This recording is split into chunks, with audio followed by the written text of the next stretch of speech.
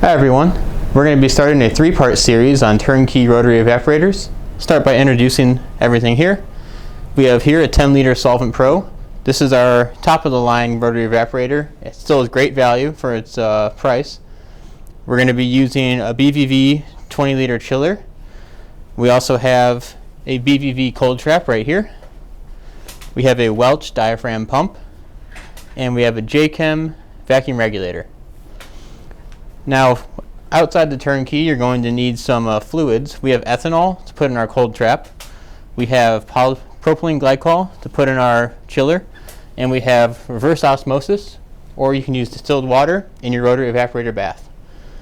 So let's start with the rotary evaporator. I'm going to pour some more water into the bath, and we're going to get it ready to go up.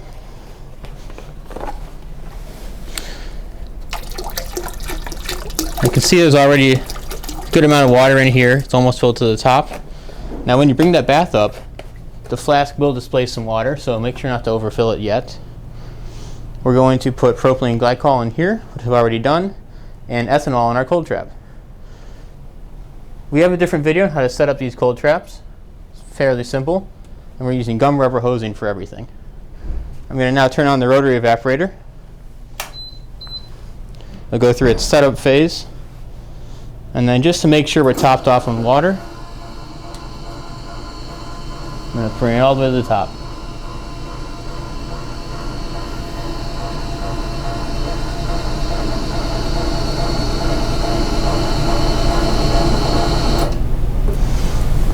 Now you can see I need a little bit more water in there. So I will pour some more RO water into the bath.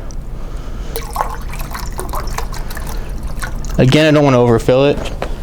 I'm just going to leave it there. So the next step is going to be setting up all of our hosing for our chillers and our gum rubber for our vacuum. Start with the chiller hosing. This chiller comes with insulated hosing. We also sell insulation to make any hosing insulated. I'll start with the bottom of the condenser here, and this is going to go to the inlet of our chiller. So I'm starting by connecting the silicone tubing to the bottom barb of our condenser, and this will go to the inlet of the chiller.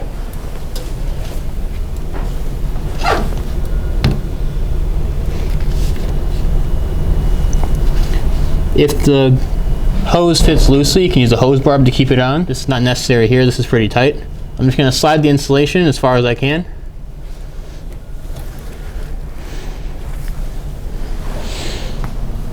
Next, I have this pre-cut length for the middle to connect the condensers together.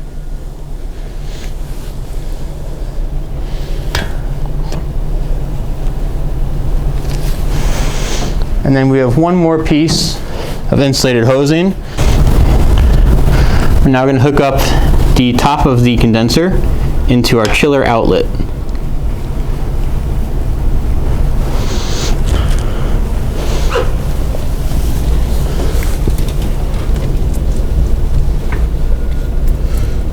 Now I can open these valves, and that's going to let all the fluid inside the chiller run through the hoses when we turn it on.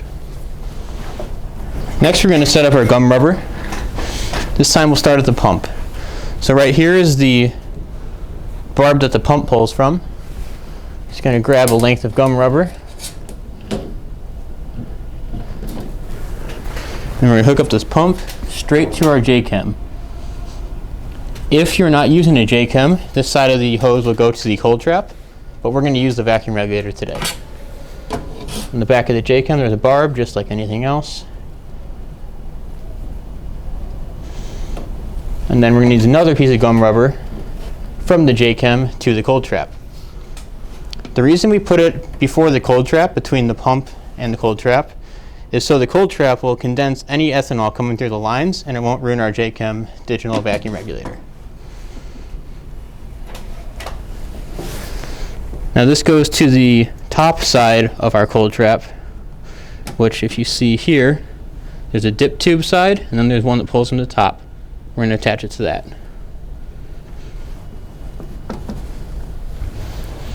I have one more length of gum rubber for this section of the setup. It'll go from the cold trap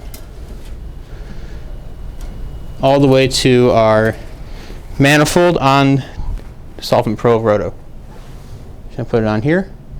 Now this one is kind of loose, so I have this hose clamp here. I'm just going to tighten it down with a flathead screwdriver real quick.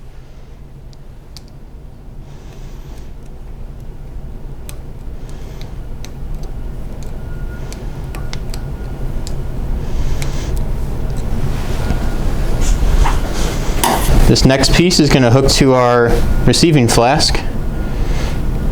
Another hose barb on this one, just to keep it on nice. Tighten it from the back.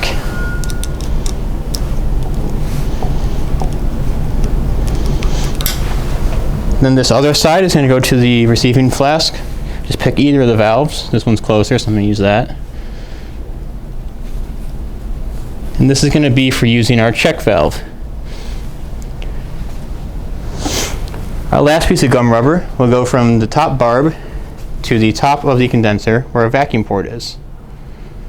This is going to be our main vacuum hose. It's going to be pulling the entire time. And there's no valve of any kind on here. Just go straight in.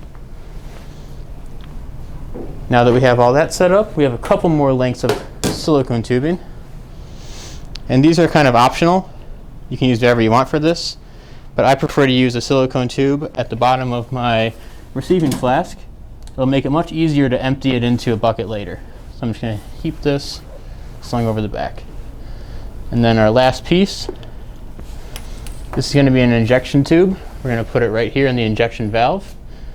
And then we can put the other end in any kind of bucket and just let it draw from there. So this is our general setup of a turnkey rotary evaporator. Next video we'll go a little bit into the controls, and then the final video we'll be running it. Thanks for watching. Be sure to follow us on Instagram and YouTube, and be sure to like, subscribe, and ring the bell for future notifications.